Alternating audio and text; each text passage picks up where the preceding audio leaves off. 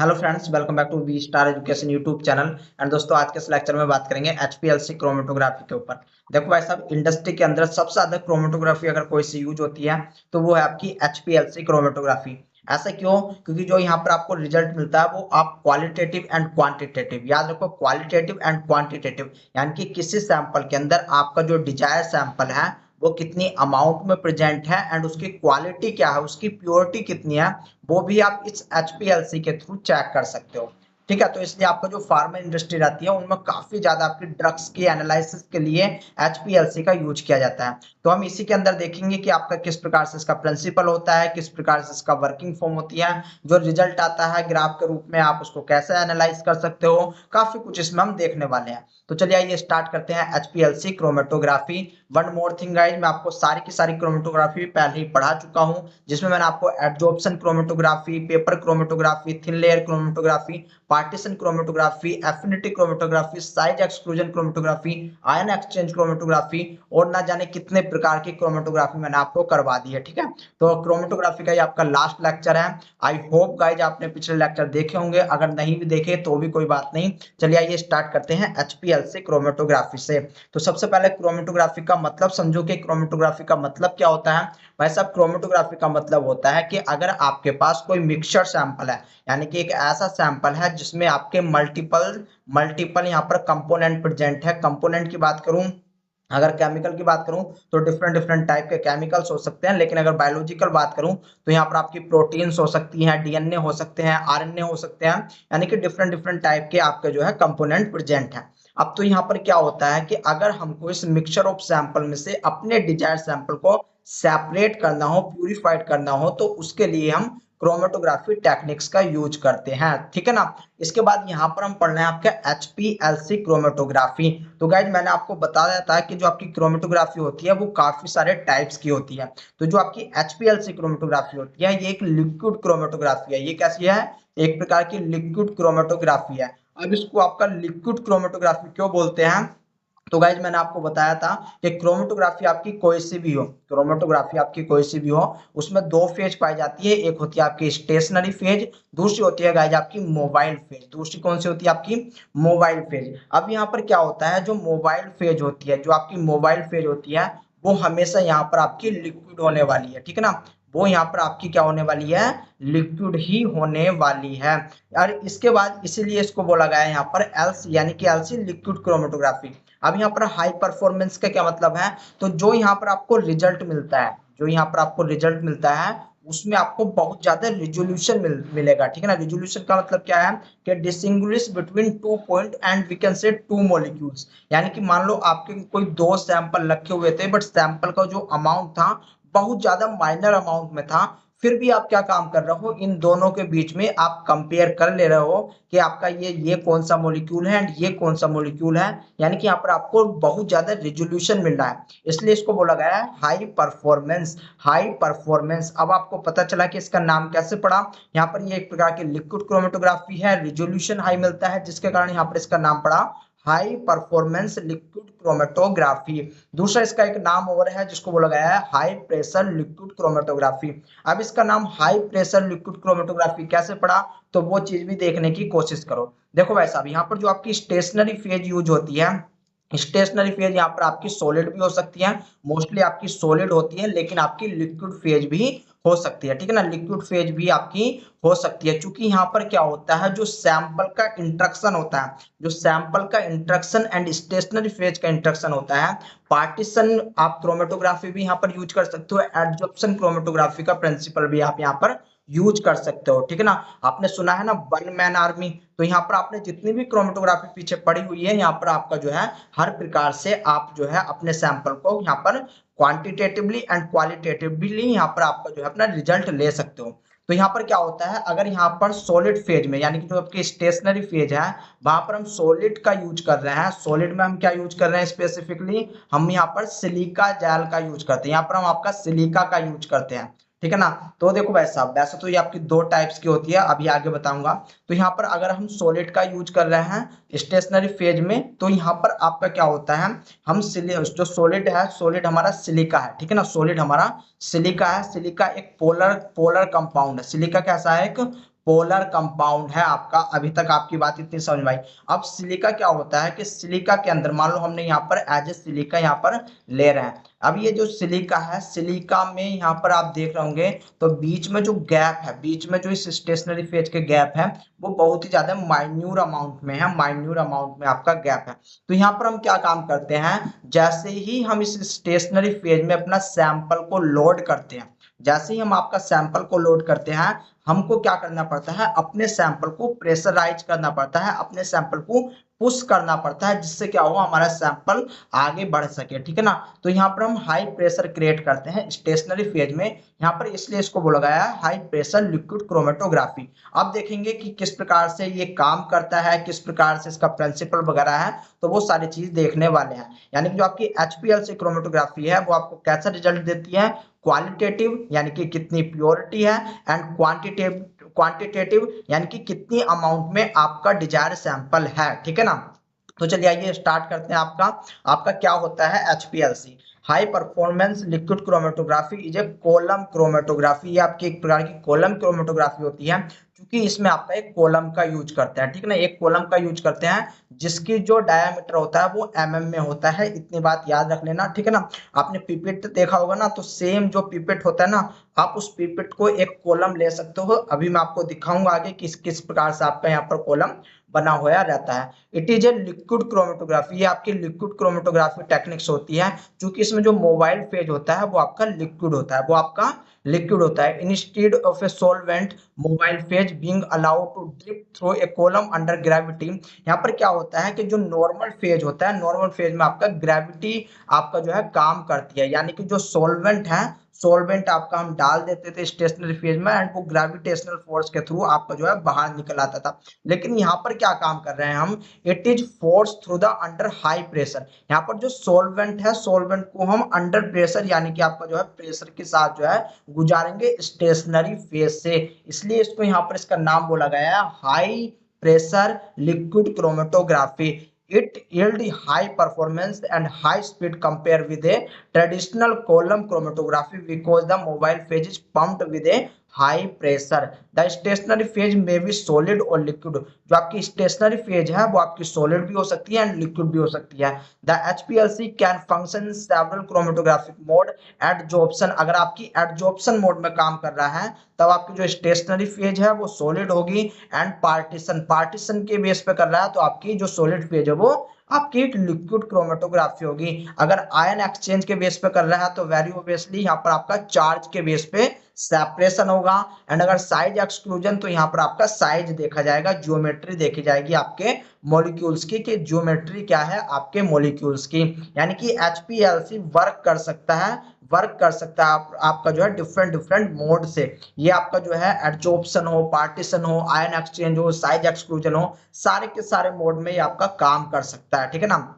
Actually, some of these modes appear to cause separation in the combination. If the stationary phase is solid, the technique is called adsorption chromatography. अगर आपकी जो stationary phase है वो solid होती है तब हम बोलेंगे आपका एडजॉर्प्शन क्रोमेटोग्राफी, यानी कि जो आपका HPLC है वो आपका एडजॉर्प्शन मोड में इस समय काम कर रहा है।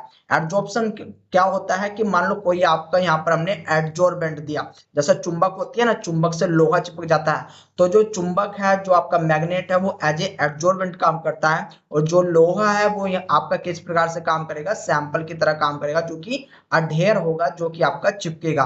ये सारी बात मैं गाइज आपको पहले भी बता चुका हूँ। If the stationary phase is liquid, अगर आपकी जो स्टेशनरी फेज लिक्विड है, the sample partition between the stationary and mobile liquid phase, तो इसको हम क्या बोलेंगे, पार्टीशन क्रोमेटोग्राफी बोलेंगे। क्योंकि यहाँ पर आपके जो स्टेशनरी फेज है वो भी लिक्विड होगा, मोबाइल फेज है वो भी यहाँ पर आपका लिक्विड ही होने वाला है, इसलिए इसको हम आपका पार्टीशन क्रोमेटोग्राफी मोड बोलेंगे। ठीक है ना। आई बात समझ में। अब यहाँ पर क्या होता है कि there are two variant of partition chromatography depend on relative polarity. अब ये जो आपका HPLC काम करता है, वेरी वेरी इंपॉर्टेंट, ये जो आपका HPLC काम करता है ये आपका पोलरिटी बेस पे काम करता है, ये आपका पोलरिटी बेस पर काम करता है, जिसके थ्रू हम कह सकते हैं कि इसको हम दो भागों में बांट सकते हैं। एक होता है आपका नॉर्मल फेज, यानी कि जो नॉर्मल HPLC होती है, इस नॉर्मल HPLC को गाइज हम पहले यूज करते थे, जहां पर आपका क्या होता था कि जो आपका स्टेशनरी फेज है वो पोलर होता है, स्टेशनरी फेज आपका पोलर होगा।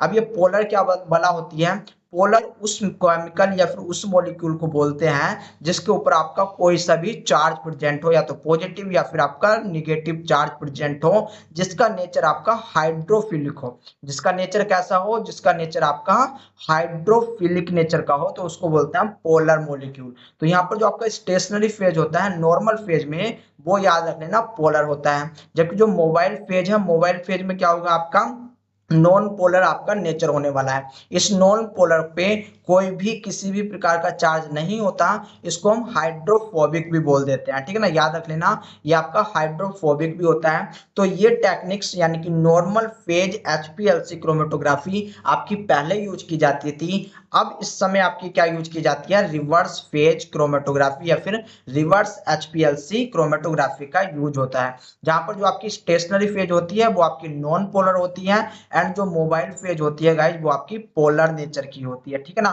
मैं आपको थोड़ा सा एक बात यहाँ पर बता दूं, अगर मैं स्टेशनरी फेज में आपका सिलिका का यूज कर रहा हूँ, सिलिका का यूज कर रहा हूँ, तो सिलिका का जो नेचर होता है वो आपका पोलर नेचर का होता है। वो किस नेचर का होता है, पोलर नेचर का होता है।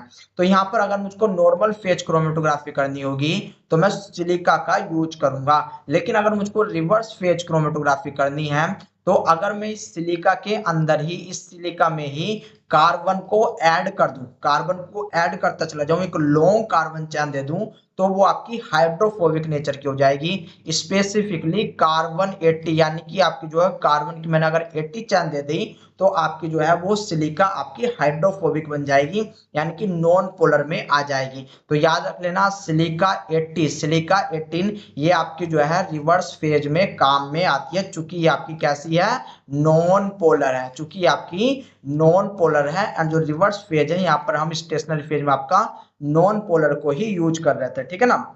इतनी बात समझ में आई, बहुत अच्छी बात। Reverse phase HPLC is most commonly used form of HPLC, ठीक है ना। जो आपकी रिवर्स फेज होती है वो आपकी इस समय पर यूज होती है, कहां पर, आपके जो है जो आपके इंडस्ट्री एरिया है, फार्मा वगैरह है, वहां पर आपकी यूज होती है, ठीक है ना। चलिए आइए इसको हम बाद में देखेंगे, पहले अभी हम थोड़ा सा और पढ़ लेते हैं जो कि आपके लिए इंपॉर्टेंट होने वाला है। यहाँ पर क्या काम करते हैं, जो हम हाई प्रेशर दे रहे हैं, जो सॉल्यूशन को हाई प्रेशर दे रहे हैं वो आपका 400 ATM होता है, यानी कि एटमोस्फेरिक प्रेशर हम प्रोवाइड कराते हैं। याद रख लेना कितना यहाँ पर प्रेशर का यूज कर रहे हैं, 400 ATM, यानी कि एटमोस्फेरिक प्रेशर हम यहाँ पर दे रहे हैं, ठीक है ना। इस बात को आपको याद रखना है, ठीक है। अब इसके बाद आपका देखो, वैसे तो और भी काफी कुछ लिखा हुआ है, तो इन चीजों को हम बाद में देखेंगे। सबसे पहले हम यहाँ पर क्या देख लेते हैं, सबसे पहले यहाँ पर हम इसका मोड ऑफ एक्शन देख लेते हैं कि किस प्रकार से मोड ऑफ एक्शन यहाँ पर होता है। मान लो यही इसी चीज को मैं आपकी जो है नॉर्मल क्रोमेटोग्राफी लेकर के, नॉर्मल याद रख लेना, या फिर मैं यहाँ पर इसको, हाँ यहाँ पर मैं इसको एक काम कर रहा हूँ, नॉर्मल क्रोमेटोग्राफी लेकर के चल रहा हूँ, इससे आपकी समझ में भी आएगा, ठीक है ना। यानी कि नॉर्मल नॉर्मल HPLC क्रोमेटोग्राफी लेकर के चल रहा हूँ। तो नॉर्मल में जो आपका स्टेशनरी फेज है, जो आपका स्टेशनरी फेज है वो कैसा होने वाला है, पोलर होने वाला है।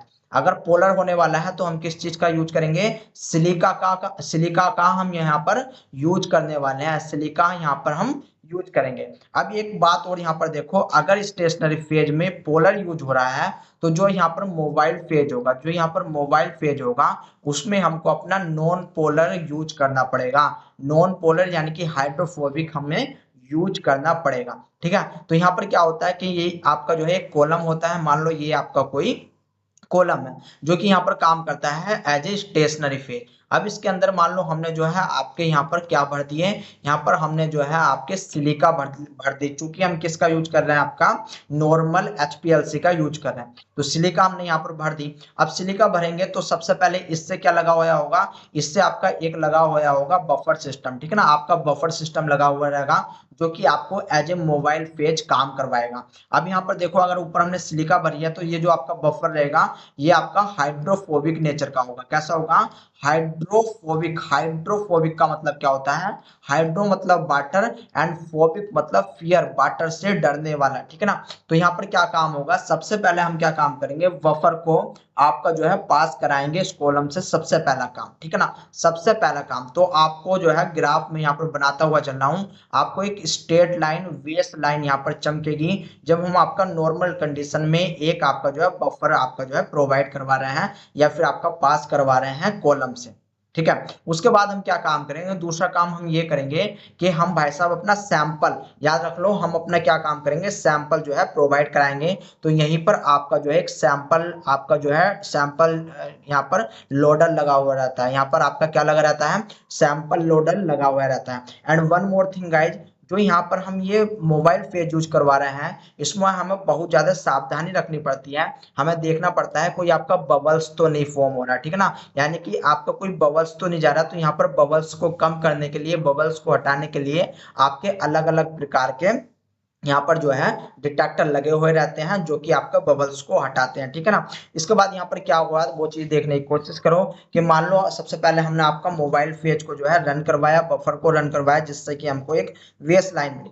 इसके बाद हम क्या करेंगे, अपना जो हमारा सैंपल है, जो सैंपल है, सैंपल को प्रिपेयर करेंगे। ऐसा नहीं कि आपने पाउडर फॉर्म में लिया और पाउडर फॉर्म में आपने अपना सैंपल डाल दिया, ऐसा नहीं होता है। आपको आपका जो सैंपल है उसके लिए आपको एक अलग से बफर बनाना पड़ेगा, उसको अच्छे से मिक्स करना पड़ेगा। मिक्स करने के बाद तब हम आपके सैंपल की लोडिंग करेंगे, ठीक है ना, हम आपके सैंपल की लोडिंग करेंगे। ये सैंपल क्या होगा, ये सैंपल फिर आपका जाएगा कॉलम के पास में। सैंपल कहां पर जाने वाला है, कॉलम के पास आपका सैंपल जाएगा। जैसे ही आपका सैंपल कॉलम में जाएगा तो यहाँ से हम आपका जो मोबाइल फेज है उसको भी आपका स्टार्ट कर देंगे देना।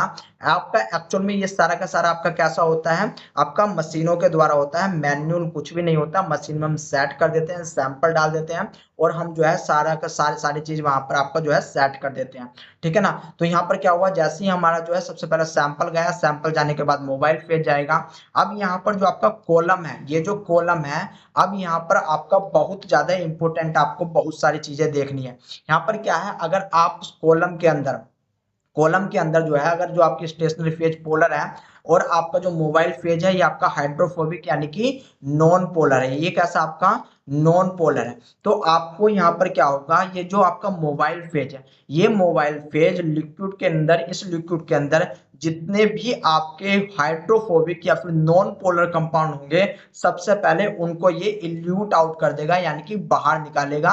यानी कि सबसे पहले इल्यूट में आपको क्या मिलेगा, नॉन पोलर मिलेगा, नॉन पोलर मिलेगा। इस नॉन पोलर को डिटेक्टर डिटेक्ट करता है। इस डिटेक्टर में आपके जैसे कि यूवी डिटेक्टर लगा हुआ रहता है या फिर आपका पीडीए डिटेक्टर लगा हुआ रहता है, जो कि अगर यूवी है तो वहां पर आपको यूवी लाइट्स मिलती है, पीडीए है तो वो अलग प्रकार से आपका जो है डिटेक्ट करता है। इतना आपसे नहीं पूछा जाता, ठीक है ना। तो यहाँ पर एक डिटेक्टर डिटेक्ट करता है एंड यहाँ पर जो है आपका एक इल्यूटर को आपका जो है लेने वाला, यानी कि एक बॉक्स रहता है जहां पर आपका इल्यूट निकल के आता है। तो कहने का मतलब ये है, अगर ये स्टेशनरी फेज है, स्टेशनरी फेज में पहला आपका पोलर है, तो सबसे पहला जो आपको यहाँ पर ग्राफ मिलेगा, सबसे पहला जो यहाँ पर आपको ग्राफ मिलेगा, ये ग्राफ आपका किस चीज का होने वाला है, ये आपका नॉन पोलर का आएगा। यानी कि जो सबसे पहले आपका इल्यूट निकल के आएगा वो कैसा आएगा, नॉन पोलर यहाँ पर आपका निकल के आएगा। और इसके बाद आपका क्या होगा कि फिर आपको एक बेस लाइन मिलेगी एंड देन उसके बाद यहाँ पर क्या होगा कि जितना भी आपका नॉन पोलर यानी कि आपका हाइड्रोफोबिक है वो मोबाइल फेज के साथ आपका चला जाएगा, ठीक है ना। अब देखो यहाँ पर आपका हाइड्रोफोबिक किस प्रकार से बनाते हैं, बहुत सारी चीज देखने की कोशिश करो। 10% यहाँ पर हम आपका वाटर रखेंगे, 10% यहाँ पर वाटर रखेंगे तथा 90% जो है हम आपका हाइड्रोफोबिक नेचर का आपका जो है सब्सटेंस रखने वाले हैं, ठीक है ना। जिससे आपका क्या होगा कि हाइड्रोफोबिक मोबाइल फेज के साथ जितना भी सैंपल के अंदर नॉन पोलर यानी कि हाइड्रोफोबिक था, हाइड्रोफोबिक मॉलिक्यूल्स था, वो सारे के सारे बह करके चले जाएंगे। इसलिए सबसे पहले आपको जो पीक मिलेगी वो नॉन पोलर की मिलने वाली है। इसके बाद क्या होगा, कॉलम के बीच में अब आपके पोलर सब्सटेंस फंसे हुए हैं, तो इसको निकालने के लिए हम यहाँ पर एक दूसरा बफर तैयार करते हैं। अब यहाँ पर दूसरा बफर कैसे तैयार करते हैं, तो जो वाटर है, वाटर की परसेंटेज को यहाँ पर बढ़ाते हुए चले जाएंगे एंड जो आपका हाइड्रोफोबिक की कंसंट्रेशन है उसको घटाते हुए चले जाएंगे। यानी कि यहाँ पर क्या काम करेंगे, अब मैं अगर फाइनली बताऊं तो 90% आपको जो है वाटर यहाँ पर प्रोवाइड करवाना पड़ेगा, यानी कि आपको जो है हाइड्रोफिलिक अपना जो है सॉल्वेंट प्रोवाइड करवाना पड़ेगा एंड 10% आपको हाइड्रो, यहाँ पर याद रख लेना, हाइड्रोफिलिक हाइड्रोफोबिक नेचर का जो है कंपाउंड प्रोवाइड करवाना पड़ेगा। इससे क्या होगा कि जो आपका अब इस समय पोलर सब्सटेंस यहाँ पर फंसा हुआ है वो आपका इस पोलर नेचर के साथ जो आपने पोलर बफर प्रोवाइड करवाया है इसके साथ इल्यूट आउट हो जाएगा। यानी कि जो आपको दूसरा ग्राफ मिलेगा, ये जो आपको दूसरा ग्राफ मिलेगा गाइज, ये अब आपको दूसरा ग्राफ पोलर का मिलने वाला है, ठीक है ना। दूसरा ग्राफ आपको पोलर का मिलने वाला है। तो ये थी आपकी नॉर्मल फेज एचपीएलसी। अब अगर मैं इसी को आपका जो है रिवर्स फेज क्रोमेटोग्राफी बनाऊं तो इसमें ज्यादा कुछ नहीं करना आपको, बस केवल यहाँ पर क्या काम करना है, अगर नॉन पोलर है ये तो जो स्टेशनरी फेज होगी वहां पर आपका जो है क्या लेना पड़ेगा, वहां पर आपका जो है हाइड्रोफोबिक या फिर आप कह सकते हैं जो आपका सिलिका जेल है उसका नेचर कैसा करना पड़ेगा, हमें हाइड्रोफोबिक करना पड़ेगा। यानी कि हम यहाँ पर लेंगे सिलिका सिलिका सिलिका 18 को, ठीक है ना, सिलिका 18 को यहाँ पर लेंगे। ये आपका नॉन नॉन पोलर सब्सटेंस है एक। अब यहाँ पर क्या काम करेंगे कि जो आपका सैंपल है, सैंपल के अंदर हमारा क्या होगा, जितने भी आपके नॉन पोलर मॉलिक्यूल्स होंगे वे सारे के सारे डिटेक्ट हो जाएंगे। उन सभी को हम आपका डिटेक्ट कर सकते हैं। तो देखो ऐसा जो आपका मोबाइल फेज होगा, मोबाइल फेज में हमको अब जो है हाइड्रोफिलिक नेचर का आपका बफर लेना पड़ेगा। यानी कि अगर मैं बात करूं तो यहाँ पर जो आपका वाटर हो जाएगा,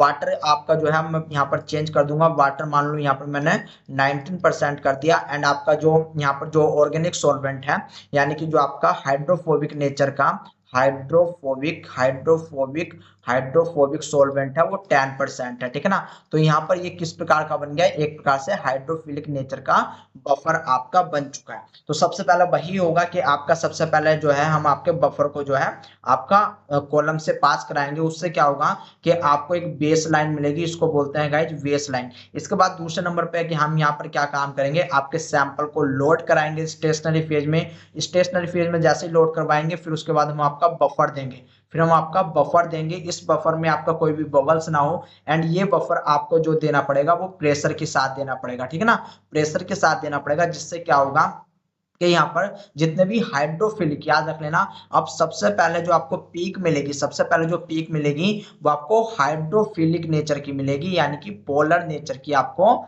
मिलने वाली है। इसके बाद यहाँ पर क्या होगा, जितने भी पोलर मॉलिक्यूल रहेंगे वे सारे के सारे आपके निकल जाएंगे। अब यहाँ पर जो कॉलम है, कॉलम के अंदर आपका क्या क्या क्या बचा रह जाएगा, तो कॉलम अगर आपका sp यानी कि आपका नॉन पोलर है तो यहाँ पर आपके नॉन पोलर मॉलिक्यूल ही बचे हुए रह जाएंगे। तो इसके लिए हम एक अलग से बफर यूज करेंगे जहां पर हम क्या काम करेंगे कि जो हाइड्रोफोबिसिटी है, जो नॉन पोलर नेचर है वो आपका बढ़ाते हुए चले जाएंगे।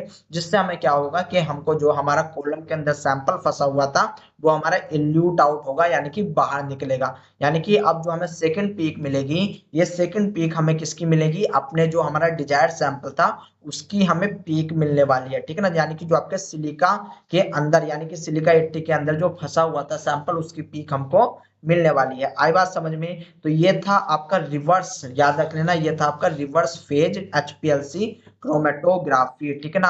यहाँ पर भी आपका डिटेक्ट वगैरह किया जाता है। ये पूरा का पूरा सिस्टम दे रखा है कि किस प्रकार से आपका क्या क्या होता है। जैसे कि यहाँ पर सबसे पहला मोबाइल फेज है, इस मोबाइल फेज में जितने भी आपके बबल्स वगैरह बनेंगे, एयर फॉर्म्स वगैरह निकलेंगी, उन सबको निकाला जाएगा। यहाँ पर एक प्रेशर पंप लगाया जाता है, ठीक है ना। यहाँ पर इंजेक्टर यानी कि जो आपका सैंपल है, सैंपल को इंजेक्ट किया जाता है, ये कॉलम होता है। इसके बाद आपका डिटेक्टर होता है, एंड डिटेक्टर के बाद इस डिटेक्टर से जुड़ा हुआ रहता है आपका एक मॉनिटर जहां पर आपको डिफरेंट टाइप के ग्राफ मिलते हैं, ठीक है ना। अगर मैं बात करूं रिवर्स फेज एचपीएलसी की, जो कि आज की डेट में सबसे ज्यादा होते हैं, तो स्टार्टिंग में आपको एक बेस लाइन मिलती है, देन आपको जो पीक मिलेगी वो पीक आपको आपके अनवांटेड यानी कि जो आपका डिजायर सैंपल नहीं था उसकी पीक मिलने वाली है। यानी कि ये जो सबसे पहली पीक मिलेगी पोलर नेचर की पीक मिलेगी, जबकि जो आपको सेकंड पीक मिलेगी, यानी कि जो आपकी सेकंड पीक रहेगी, ये सेकंड पीक आपकी जो है नॉन पोलर सब्सटेंस की होने वाली है, ठीक है ना, नॉन पोलर सब्सटेंस की होने वाली है। तो यहाँ पर एचपीएलसी के थ्रू हम क्या काम कर रहे हैं, एक तो सैंपल की प्योरिटी देख रहे हैं, दूसरा हम आपका एचपीएल से ये भी पता लगा सकते हैं कि जो सैंपल है वो कितने अमाउंट में है, ठीक है ना, कितने अमाउंट में आपका प्रेजेंट है। अब उसके लिए हम क्या काम करते हैं कि कितने अमाउंट में है, तो डिफरेंट डिफरेंट टाइप के यहाँ पर आपके जो डिटेक्टर लगे रहते हैं, इसी के ऊपर सारा खेल होता है, ठीक है ना। ये आपका डिटेक्ट करता है कि कितना सैंपल आपका इल्यूट आउट हो रहा है, कितना सैंपल आपका निकल रहा है, जिससे हमें क्वांटिटी भी पता लग जाती है, ठीक है ना। आई बात समझ में। तो गाइज ये था आपका HPLC क्रोमेटोग्राफी। बाकी मैंने यहाँ पर काफी कुछ लिखा हुआ है HPLC क्रोमेटोग्राफी से रिलेटेड, जो कि आपके लिए इंपॉर्टेंट है। यहाँ पर देखो हम क्या काम करते हैं, हाई स्पीड रखते हैं। यहाँ पर हम आपकी हाई स्पीड रखते हैं, यानी कि जो मोबाइल फेज है उसकी हाई स्पीड रखते हैं, जिससे हमारा क्या होता है, हाई प्रेशर लगता है, जिसके कारण क्या होता है, हमको जो है हाई रिजोल्यूशन मिलता है। हाई रिजोल्यूशन का मतलब क्या होता है कि दो पॉइंट यानी कि दो मॉलिक्यूल रखे हुए हैं, तो उनको भी हम सेपरेट करके बता सकते हैं कि भाई आपके जो है अलग अलग कंपाउंड हैं, यानी कि रिजोल्यूशन यहाँ पर आपको अच्छा मिलता है। हाईली सेंसिटिविटी होती है इसके अंदर, यानी कि हाईली सेंसिटिव होता है, आपके बिल्कुल माइन्यूट अमाउंट में भी अगर सैंपल रखा हुआ रहता है तो उसको भी आइडेंटिफाई कर लेता है। अगर आपका माइक्रो यहाँ पर पार्ट्स पर मिलियन है, ठीक है ना, इतनी बात आपको याद रखनी है। इसके बाद यहाँ पर हाईली एक्यूरेसी होती है, जो कि आपकी इस HPLC में पाई जाती है, इसलिए यहाँ पर इसका यूज किया जाता था। तो ये था गाइज आपके लिए HPLC। बाकी दो क्वेश्चन है, इन क्वेश्चन को करना चाहोगे तो कर लेना, बड़े ही आराम से हो जाएगा। तो आपकी आज HPLC समाप्त होती है। अब इसके बाद मैं आपसे मिलता हूँ इलेक्ट्रोफोरेसिस के लिए, ठीक है ना। तो जब तक के लिए दोस्तों मेरी तरफ से आपको good night and have a, आप कह सकते हो कुछ भी, ठीक है ना। तो बाय बाय, टाटा।